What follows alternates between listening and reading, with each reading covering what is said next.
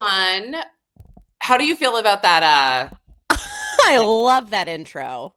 Right? It's really cool. I know. I always feel like now I should warn people before it comes up because they don't really realize that we have our own sort of like theme song. It's Vienna made it. Well, you guys, that's it. It's not the moment. It's Hot Minute. I'm here. I'm Meredith Lynch. I'm here with my friend Macey Isaacs. I'm excited to have her here today. Y'all, Macey is originally from Austin, which is going to come in very handy later. She studied at the Groundlings and is nationally touring stand-up comedian. She's performed in festivals like Netflix is a Joke, Laughing Skull, Flyover, Limestone, Boston. Oh, wait, how am I saying these wrong and right at the same time? You also can just breeze through it. I just kind of copied and pasted. Well, I feel like I also want to say that you co-host the mental health and comedy podcast, SSRI I'm Okay. And you navigate discussions about mental health topics with expert guests and comedians. In 2025, her Don't Tell comedy special, How I Lost My Teeth, and her Dry Bar comedy special, Half Sister, both dropped. You guys, no affiliation to the Dry Bar. No. Macey let me know that the hard way because she did tell me she had to pay for her blowout. Yeah, I got no deal. Yeah. No deal. But you have a podcast. Yes, and it's called SSR I'm Okay as of right now, if you're watching. Okay. We are rebranding it to That's Our Time. It's going to be called That's Our Time, which I really enjoy. And because it's TOT as an abbreviation, I like tot. So, yeah, that's going to be because a lot of people couldn't understand the SSR I'm Okay. So, fine. So now it's going to be called That's Our Time. So still you can find us with SSR I'm Okay today, but then in the next couple of weeks, we're going to update and it'll be rebranded. That's exciting. I like that. What are you going to call your listeners now? We could never really come up with something before, but now I think they're tots. Yeah. Or like little tot or tater tots or toddies. Toddies. Like you could, like when they're being sassy, you could call them hot toddies. Hot toddies. I thought about that. I just feel like the possibilities are endless. They are. So I just like this is a better direction for everyone. Yeah. I also enjoy the new title because God, when the therapist takes out the like their schedule and puts it on their lap to like all right. Heartbreaking. Producer Vienna is saying that you can also put people in timeout too. Like that's what we can do to our listeners. Yeah, or like, I like that. Maybe you have somebody who you're like, we need to give them a timeout. Oh, I see. Maybe they're using too much therapy speak. Maybe you need to tell them to, I don't know. Is it ethical to tell? That's an interesting thing. Is it ethical to tell someone that they need to go to therapy? So what's beautiful about this podcast is I can kind of get away with what I want because my co-host is there. He's a psychiatrist, but I'm kind of leading the conversation from now on. And so he listens, he's taking notes. And then like halfway through, he chimes in and is like, okay, this is what Macey did wrong and she shouldn't have said and that kind of thing. So, and also we're going with it where we only have 50 minutes. So it's like, I don't care if you brought up at the very end what happened to you really in your childhood. I mean, that's our time. I know that is the thing. And I've heard that I feel like TikTok has really shown me that that's like an actual thing that people do is they like dump the most traumatizing thing just as the appointment's ending. And once I saw that, I did realize I am guilty of that. We all are because also it sometimes takes 50 minutes to get warmed up to it. I know. I think it feels safer to like dump and leave. And then leave, yeah. But also you can't just Yes. Nordstrom's in Century City. I'm like, listen, let's get the fuck out of here. Exactly. Don't act like you guys haven't pooped at the Nordstrom in Century City. That's it. I was thinking I'm going to say that's an interesting pick because you have really good strength because like bowel strength, because if you're going to park there, like this isn't an emergency situation. You're planning this to go is how I feel. If you're planning to use the restroom at Nordstrom, because if it's an emergency situation, you have to park and then go up. Yeah. And it's like a validated, you have to get the ticket. Like Century City is a production. I'll say Yeah. like mall poop usually happens for me like while I'm at the mall. Right. Oh, like because you're moving. yeah. And like maybe you got a nice coffee and like, Mhm. I'm being hit with like perfume and dopamine and clothes I can't afford. And then it's like, you know what? I think I'm going to go do some damage in the shoe department, but not the kind that you guys think I'm going to do. It actually is a very nice bathroom. Also, the Bloomingdale's bathroom, guys, it's kind of backed by Oscar de la Renta. If you want another good bathroom, that one's pretty good. And yeah, so. How do you feel about Nordstrom Cafe? I went there recently with a friend of the show, friend in real life, Molly McLear, and I had a great time. How do you feel about Nordstrom Cafe? I love a Nordstrom Cafe. It feels like home. I know. It's kind of like a less chaotic Cheesecake Factory. Yeah, that's a good way to put it. And obviously less choices. Right. And yeah, it's I love to just get like a cup of soup. I get like a tomato soup, Caesar salad, iced tea. Yes. I'm set. I don't know that I'm seeing enough tomato soup here in Los Angeles. You're not. That's because you're not. And that it's a lost art. Like a good tomato soup with like a nice sort of ratio of cream. That fucking hits. Well, I'm so glad I have you here and that we can talk about chains that we know and love. Yeah. Because the first thing I want to talk to you about, I'm calling this new segment, I invented it just for Macey. It's called Local Perspective. Because Macey, first of all, you are from Austin, Texas. So you do have some stake in the mothership, I think. I built it, actually. It was like a sort of a Habitat for Humanity thing. If we're from Austin, we were there, and I put up some tile and stuff. Yeah. And if people aren't familiar, the Mothership is a comedy club that Joe Rogan owns that's in Austin that I've actually heard like people say is great. Like I have too. I still haven't been. Yeah, I'm not here to like be like, don't go to the comedy Mothership. I'm just saying it's, but it is owned by Joe Rogan. But I guess my question for you is like, you actually grew up in Austin. Right. And so like now Austin is like this like scene, right? In a way that it wasn't when you were probably a kid, or maybe like, I don't know, when you're a kid, do you know that something's a scene? I don't know. But like, what would you say people who like move to Austin now, or like just hear Austin as like a descriptor, don't know about it? It really always felt like a small town growing up there. And we always felt like the little guy. Like we knew we were the capital, but Houston and Dallas were always the big ones. Yep. So it was like, I mean, we didn't have a Neiman Marcus. I mean, I can't remember what year Neiman Marcus came, but I remember when we got a Nordstrom and it was like, oh my God. Like before you'd have to drive to Dallas or Houston to go to Nordstrom. Right. Like that's how little we were. And it was also just very like grungy. Like I grew up in the Westlake area, which was not grungy, but if you went downtown or anything, it was like very and there was this, I just thought, because I was just in Austin not long ago, and there was this drag. I mean, at the time we did not call him a drag queen, but sure. Yeah. But he was like, he was like beloved.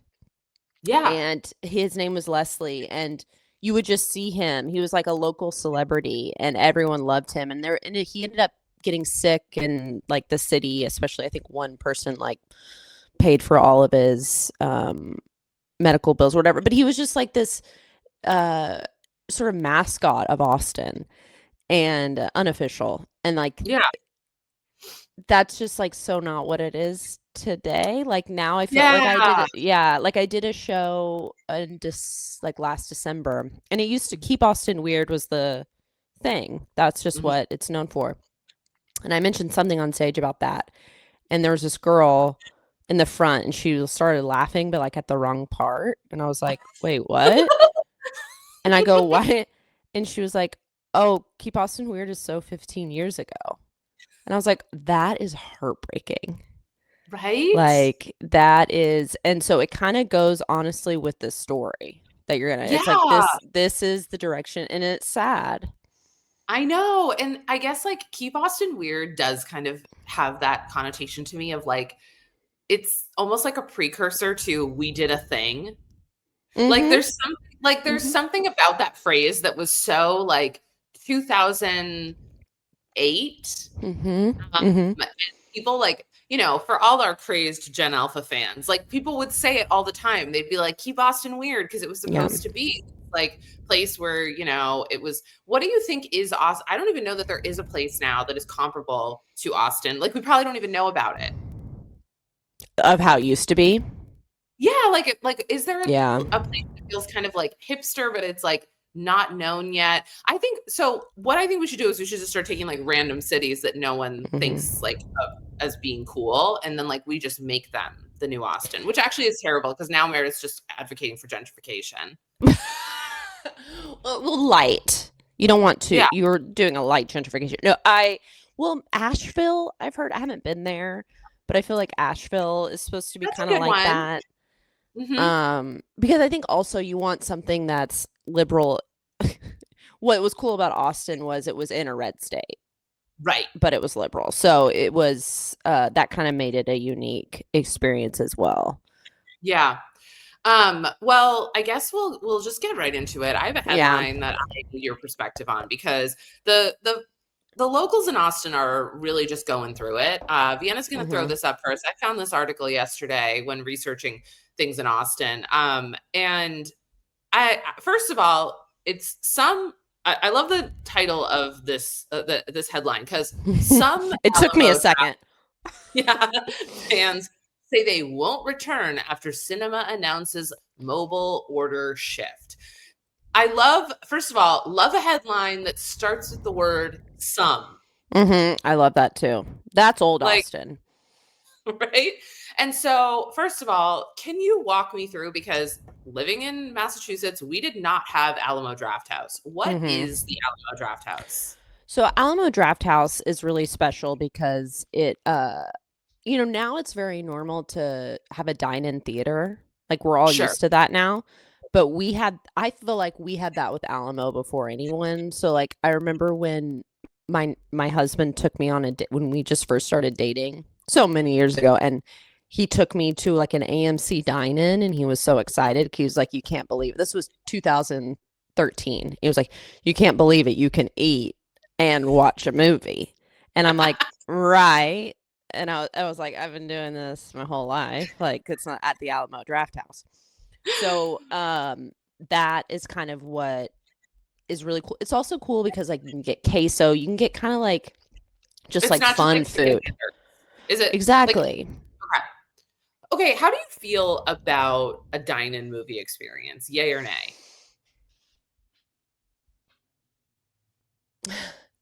Wow, I didn't know I would be so conflicted by this question.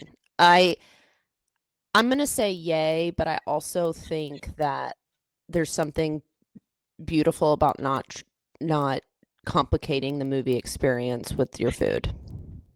Like to Yeah. me, yeah, like the popcorn of it all, I think I'm okay with it. Like even though so you know what? It's kind of like it's sort of like how Joe Biden approaches abortion. Like he Mm, says, not for me, which I'd say, well, Joe, yeah. that kind of sense.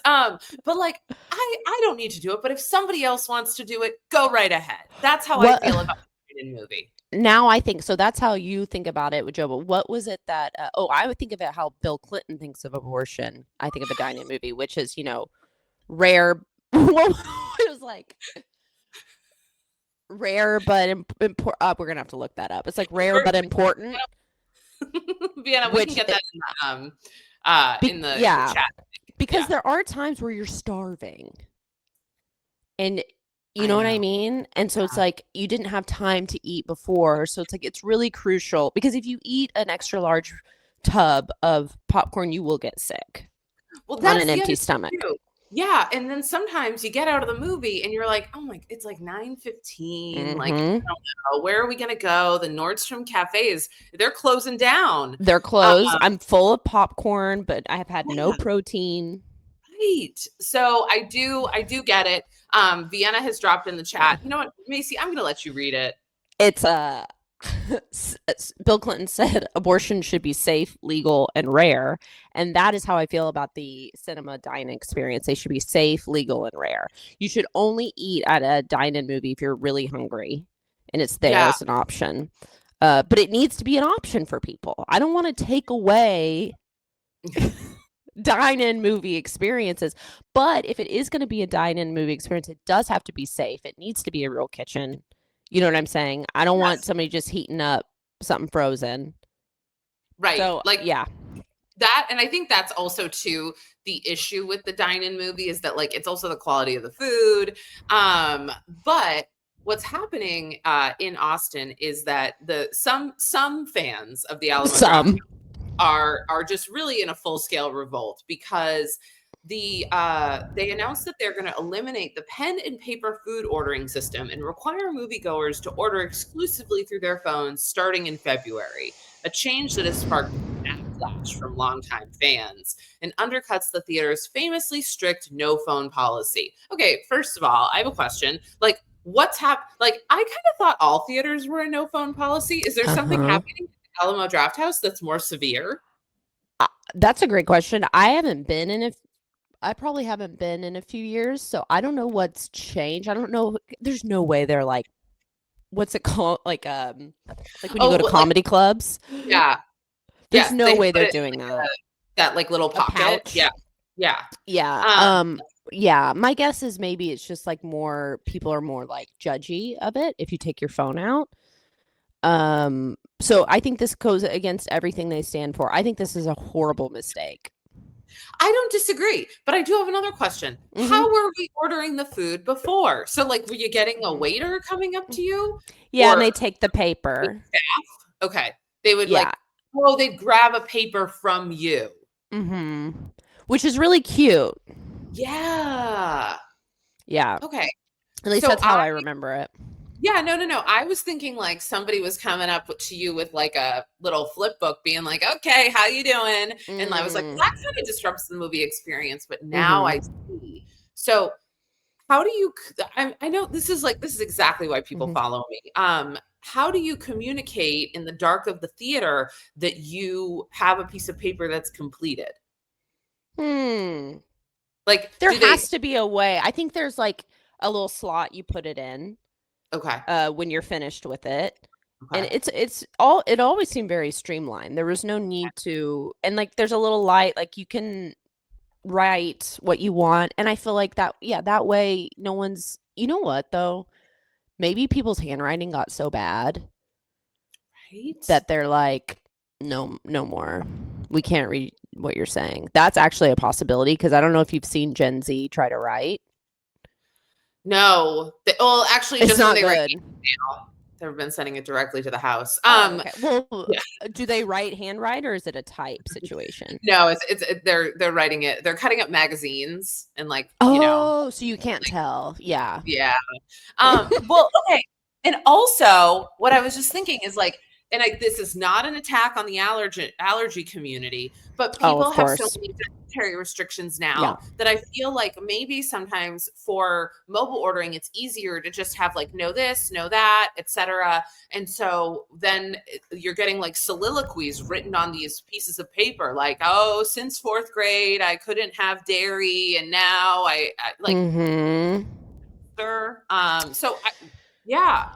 Yeah, but it's so easy to just write dairy free. It is easy, but like, boomers. Yeah. We'll get to boomers in a minute.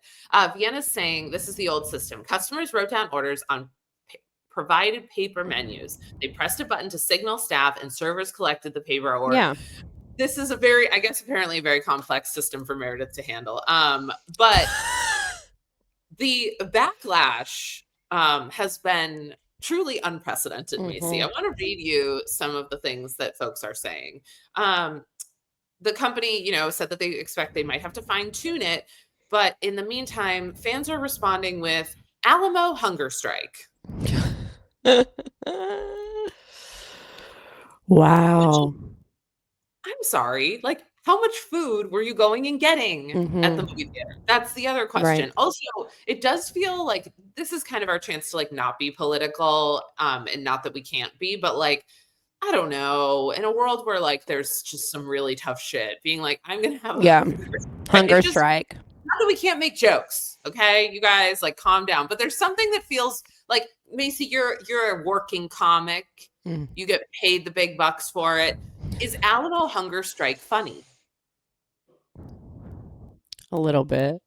A little bit? Okay. I think it's a little funny. I mean, it's ridiculous, and I completely understand. But I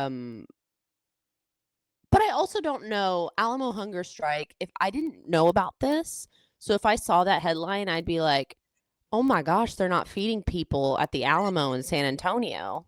I'm thinking now people are going to the Alamo and there's no cafeteria, which I don't even know if there is. Now that's an Alamo hunger strike. So I don't know. I think it's confusing. So it's a little funny, but it's not, maybe it's not clear enough. You're right. And like, it's like you need Drafthouse, but then it gets a little clunky. Too clunky.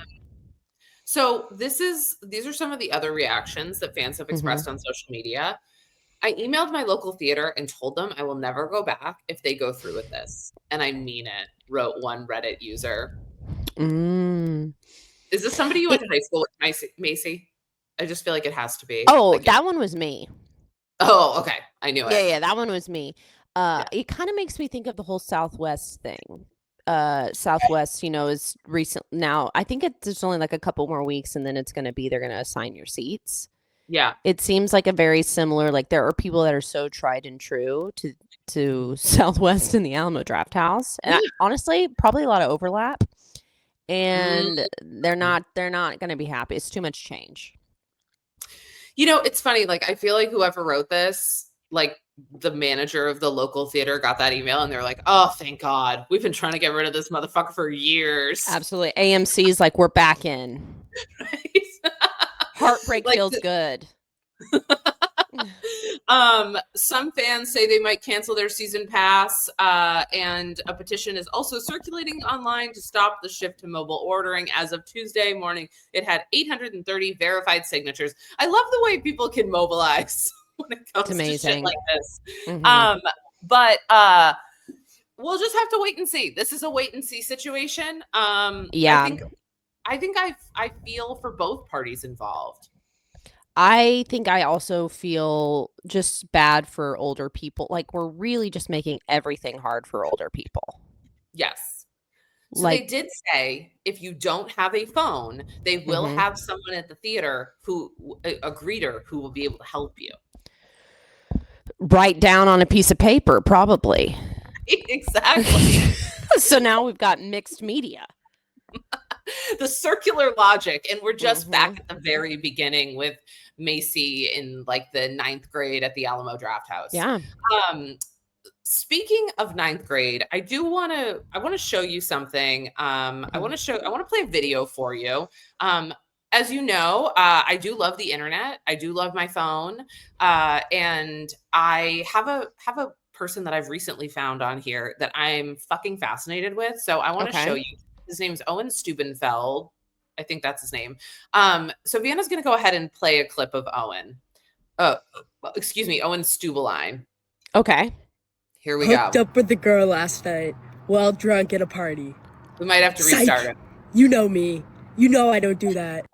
I hooked up with the girl last night while drunk at a party. Psych! You know me. You know I don't do that. Getting drunk at a party and getting with a girl is not cool, my guy. Lock in, bro. God bless. And we're going to play one more clip of Owen because I am. Well, I didn't hear it. Did you hear that? Oh, you hear it? You didn't hear it? No. Uh-oh. We'll try the second clip. We'll see if the kids at home heard it too. That's over. That's the problem. Stranger Things just ended. The year's over. Stranger Things just ended. But that doesn't matter. 2026, we're locked in. No drinking, no partying, and no hookups. God bless. We're going to play the other one for Macey since she didn't get to hear it. We'll do that one too. Hooked up with the girl last night while drunk at a party. Psych! You know me. You know I don't do that. Getting drunk at a party and getting with a girl is not cool, my guy. Lock in, bro. God bless. So this is Owen. I'm shocked. First of all, I just want to say that Owen claims that he is in undergrad. But I just No. Yes. Okay, I was thinking he was like 7th grade. Well, that's what I think too. And so I'm fascinated by him, and my sisters are like, you have to stop watching him. You're going to end up on a watch list. Like, I'm confused. Is he for real?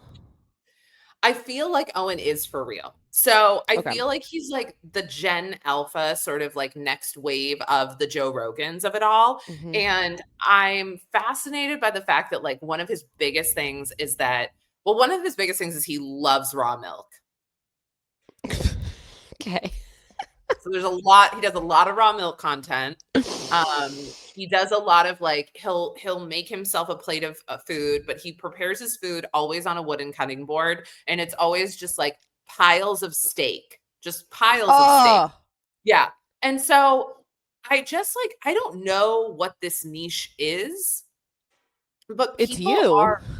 Yeah, you're right. You're right. Like it is I don't know if I should say it's my kink because that really is going to get me on a watch list, but I can't stop watching him. And I don't know. There's something about the fact that like Owen is always telling us like, don't drink. Like he is what Dare wished it could be. Mm-hmm. I mean, he kind of, I feel ready for 20 after watching him. I'm like, all right, let's lock in. Right. Let's go. Yeah. I want more thoughts on your introduction to Owen. I think what I think makes him interesting is that I can't tell if he's being real. So it's like he's either being really funny in this character or he's legitimately this character. Either way, it's really fun to watch because I feel like I would be trying to figure out. I think he's being genuine, but he's acting like to me, it seems like a character. Yeah, I think both and my theory is, so like he kind of lives in like what looks like a shitty dorm room. And so like, just so we are all on the same page, I am a totally normal person and it's actually totally fine the way in which I've researched Owen. But Absolutely. I think Owen goes to boarding school. Okay. So he kind of can cosplay that he is in college because it kind of looks like college. But like, I never really see tons of people around. He will film content just like sitting in a car that like, I'm like, I don't think that's your car. Right. Like he'll be like, hey guys, going to the gym. And I'm like, I remember like when you got to a certain age and your parents would let you like sit in the car by yourself. Yes. So you would like in the front sit seat. Yeah. And like you'd be like, people probably think I can drive. And it's like, no one thinks you can fucking drive. Yeah. Wow. But I also think about like, what do his peers think of him? You know, this is so normal now. Everyone's trying to be a content creator. I don't think there's much shame in it, but I do wonder like how he's probably not hooking up with girls because it's an all boy boarding school. Right. He's not even tempted. I know. And so and also like, no, you shouldn't be drinking, Owen. No one thinks you should. It's so funny too if he comes out after and he's like, I wasn't, like he was actually just sleeping with the other boys. Honestly, good for him. That's my heated rivalry. Yeah. But I think you bring up a really good point in that like the Gen Alpha, I don't know if he would be Gen Alpha or Gen Z, even if he's in 7th grade. Vienna can weigh in because she's got like, I don't know, she has kids. So she can tell me what it would be if he's even in 7th grade. But like everybody wants to be a content creator now. And I will give him this. He's engaging. No, he's very engaging and he looks really short too. Yeah. I don't mean to, but so I feel like he looks just kind of like he's sort of like a clean, Beans from Even Stevens. Yes. He's like a clean beefy Beans. Yes. And if he is in 7th grade, what do you think, like, what do you think his parents know? Do you think they know? No. Well, I guess I was assuming his parents were like my parents' age. They would be younger. So it's completely Right. possible that they have looked him up, and who knows, maybe they're like, he's making lots of money. He probably is. He's probably making a lot of money. And they're like, he's paying for his tuition. Part of his tuition or something. They might be super proud of it. I bet, you know what, that's what I think. This kid has parents who are really proud of him doing this, because also if he's talking about not drinking, not, hooking Right. up with girls, it's like it's content that his parents could be happy he's posting. So you know what, this is a family affair. Yeah. Yeah. I always say the only thing scarier than a momager is actually a dadager. A dadager, you'll die. Yeah. You will die. Amy Winehouse, Britney Spears isn't her soul. Right. But yeah. But like, yeah, same thing. Vienna is wondering if we think that's his real name. I feel like Owen is a very like that kind of that generation name. So I think it is. I don't think he would be creative enough to change his name. But we'll keep an eye on him. I want to know what happened, because he's gonna get something. He's gonna be. We're not done with him yet. No, so we'll have to have you back. I'm gonna keep an eye on him. Good. Well, I think you are very wise, Macey. I always think you have great insight. You have great ideas, great thoughts, whatever. So I have a couple of. I went on the New York Times, the ethicist page. Oh, like, yeah. Yeah, I used to get those emails. Yeah, they used to, like, I feel like this is what like Ann Landers has morphed into, is now it's like it's all ethical, right? So I've brought 2 questions that were recently submitted there, and I want you and I to kind of crack them open and give these people Great. So first one, I'm in my 60s and maintain a memorial page for my father on a well-known grave site locator. Last week, I discovered that someone linked my father to a woman listed as his first wife and to a recently deceased man listed as their son. I assumed these were errors, but after a genealogy search confirmed the marriage and divorce in the early 50s with supporting documents. There was never a word about any of this in my family. I am left wondering whether my half-brother ever tried to contact my father, why he kept our surname after his mother remarried, and what he was told about my father. My immediate issue is whether to take down the memorial page. There are 4 adult grandchildren in our family, and their warm memories of their grandfather would be permanently altered if they learned about this. They may discover it someday, but I don't have to make that easier. I also don't know whether my octogenarian mother is aware of any of this. If she isn't, learning about it would devastate her, perhaps as much as learning that I know or that this information is now publicly available. What do you think? I love how I feel like the issue is, do I tell my family? But I love that I feel like it's like, should I alter the website? Don't worry about the website. Let's deal with, like, okay, that can, don't worry about that right now.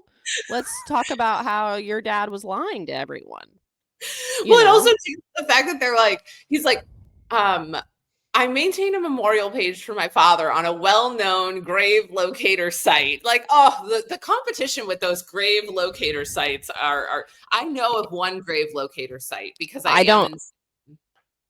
Is it called like Graver, like Grinder? It's called. It should be. I know a very specific type of person who would find that to be their kink. But I think that. I think I'm like, are you more concerned about the website or about like the actual act of lying? Because that's what I'm really concerned with. I don't really care about the website update. You can let that go for a little bit. I don't think I'd be able to sit on this information. I would want to tell. I need to tell everyone. I feel like it would just kill me if I knew this and other people. I also think, like, I don't know. I think it's important to, this person was saying something about like grandkids it would alter. Yeah. Let it alter. This is the truth. Right? And I also think we have to wrestle with the gray area of like people are complicated and someone can be a really good person and still have this past and still, you know what I mean? Like, I think that that's a bigger issue. I think that's something more important for a child to learn. I don't know how old these grandkids are than like, oh, I had this angel of a grandpa. Would it change it at all if I told you that the grandkid was Owen? Oh my God. Well, then I say, tell him right away because he's about to lock in and he's going to find out his great uncle or his uncle or whatever the hell is going on. Because I would say absolutely tell Owen because he'll get to the bottom of this. Yeah, exactly.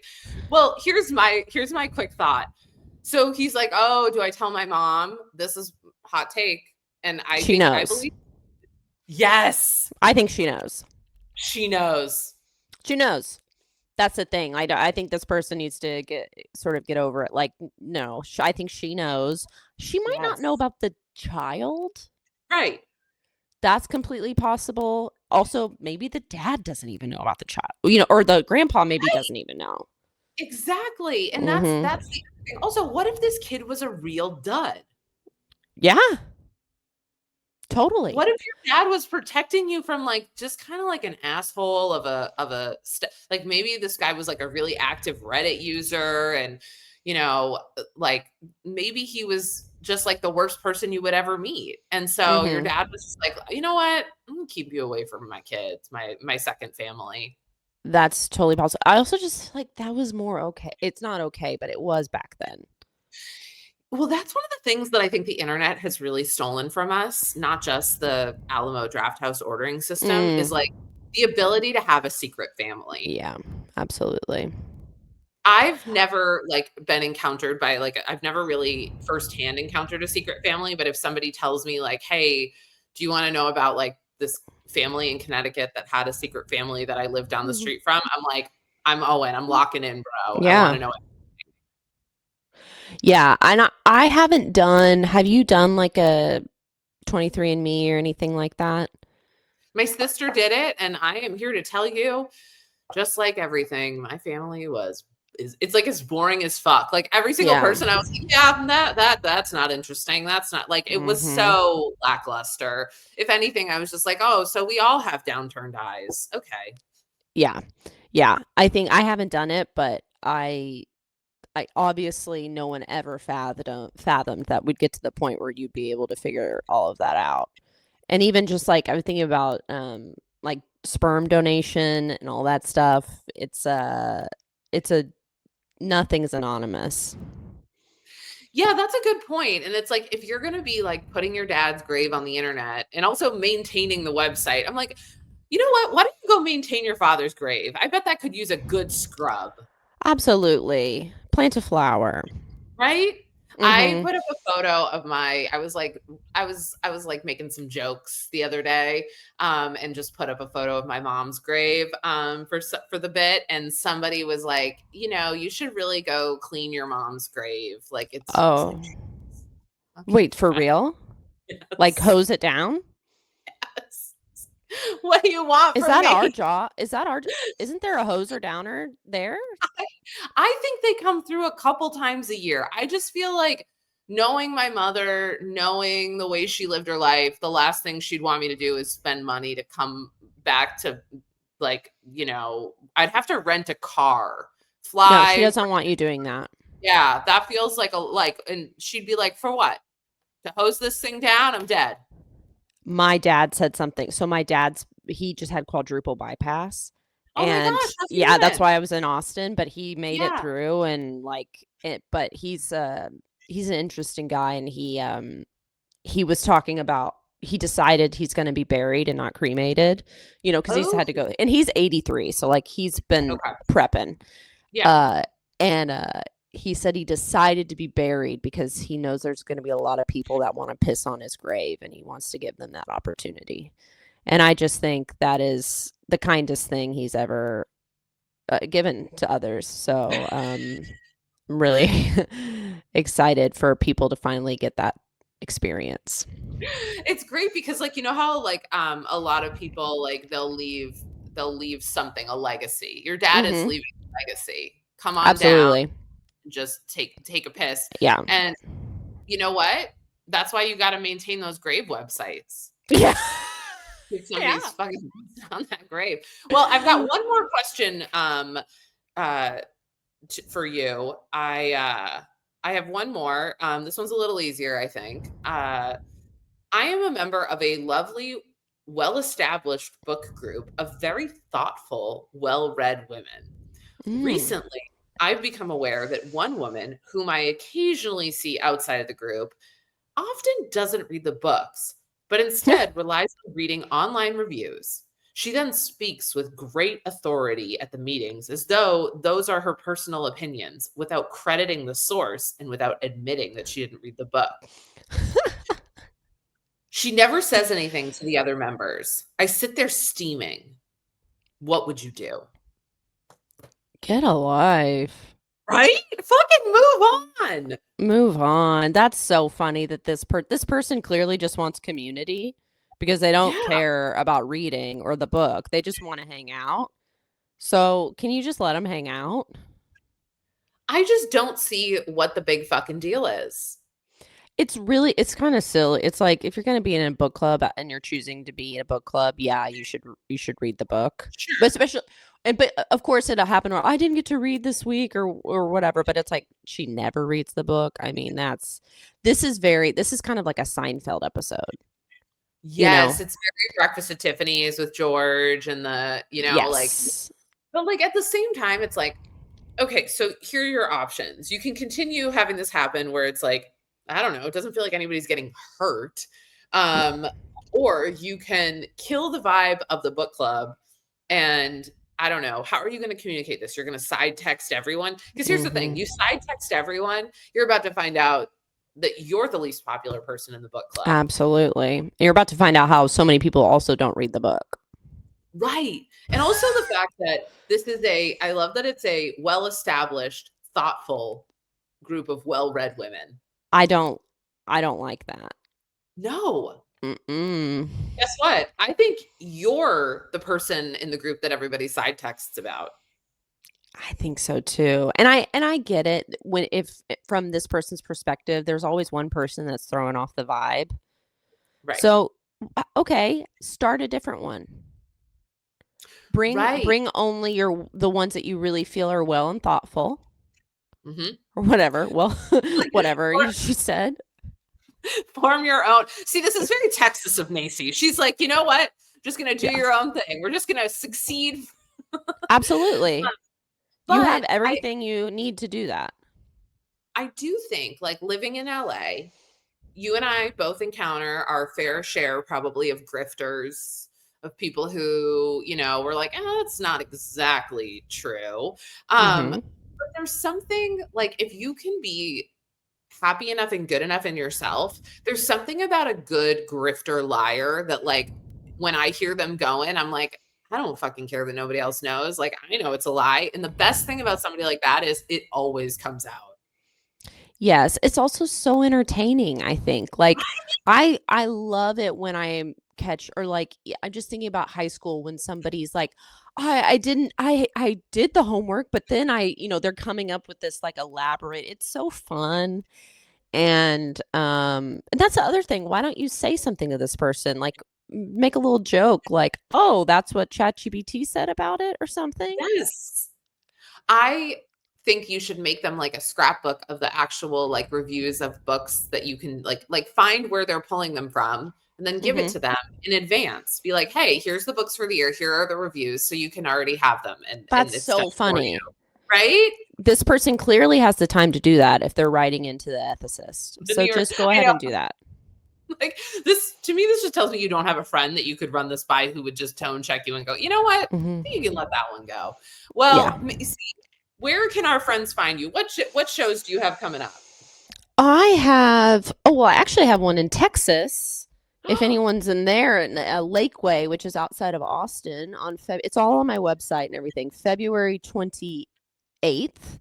And then I've got some shows around LA up until then. I try to update my website with that. So you can go to my website, which is just MaceyIsaacs.com. The spelling is tricky for both names, but you've got, and then at Macey Isaacs on Instagram.